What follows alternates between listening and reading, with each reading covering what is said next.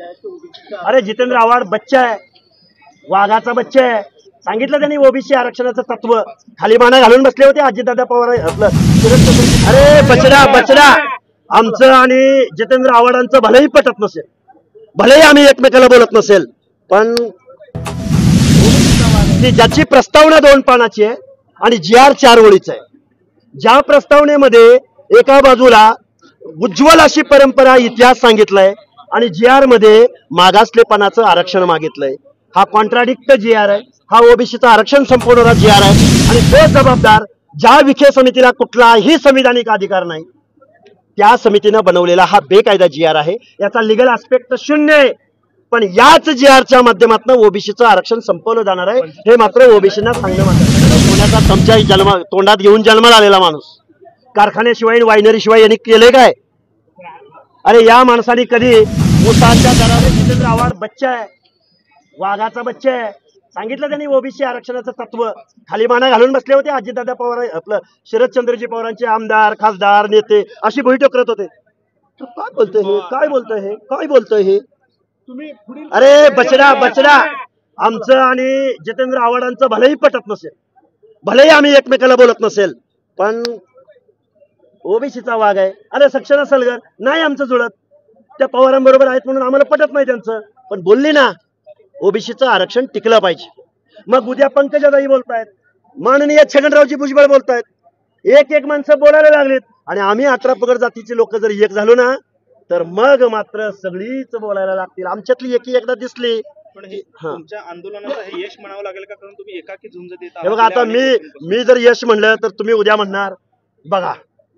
त्यामुळं आम्ही एक आंदोलक आहे आणि फुले शाहू आंबेडकरांच्या तत्वांचा, मल्हारराव होळकर यशवंतराव होळकरांच्या तत्वांचा, गाडगे बाबांचा मवाळ विचार सांगणारा आणि सगळ्या आमच्या 18 पगड जातीतल्या महामानवांचं, आता 400 महामानव आहेत.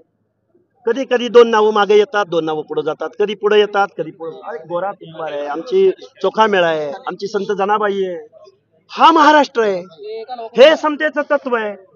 आणि आमच्या महामानवांचे विचार, आमचा महाराष्ट्र स्वाभिमानाने उभा करण्यासाठी आम्ही सक्षम आहोत हे आम्ही महाराष्ट्रातल्या राज्यकर्त्यांना दाखवून देत आहोत. धनंजय मुंडे यांनी बीडमध्ये मोर्चा झाला. या बीडच्या मोर्चामध्ये धनंजय मुंडे असं म्हणाले की वंजारा आणि बंजारा हे एकच आहे. त्यावरून बंजारा समाजातील लोकांनी थोडंसं नाराजी व्यक्त केलेली आहे.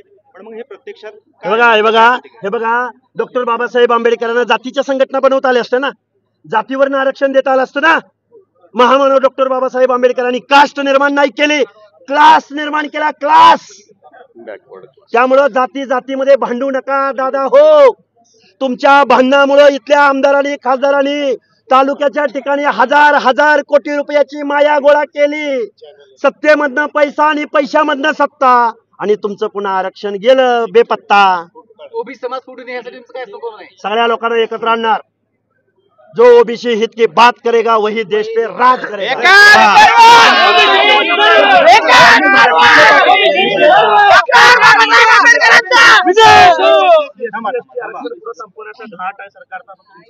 बघा मला सांगा, गावातील व्यक्तीला एका ऍफिडेव्हिटद्वारे जर कास्ट सर्टिफिकेट द्या म्हणत असतील तर गावातील व्यक्ती म्हणजे कोण?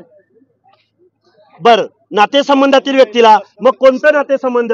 आंतरजातीय विवाहातून झालेलं का उच्च वर्णीयाबरोबर झालेलं? उद्या एखाद्या एससी बांधवानं आंतरजातीय उच्च कुळातील एखाद्या मुलीशी लग्न केलं तर मग त्याच्या नातेसंबंधांना उच्च कुळातल्या लोकांना तुम्ही एससीचं आरक्षण देणार का?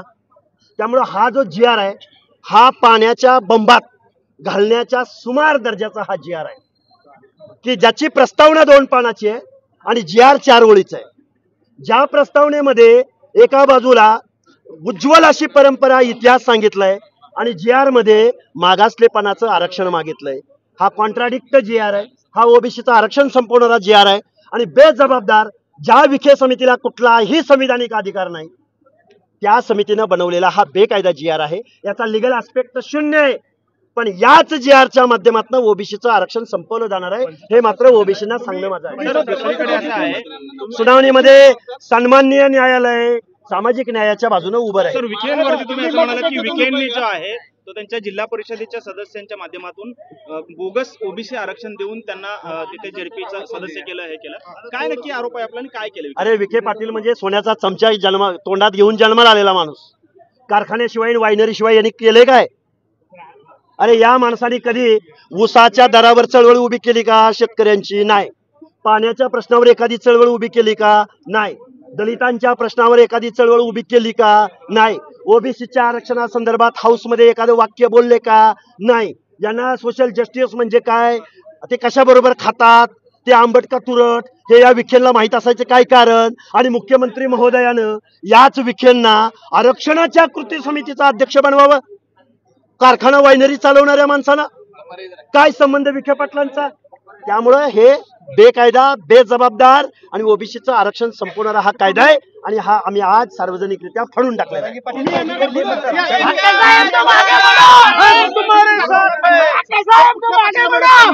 जो ओबीसी हित की बात करेगा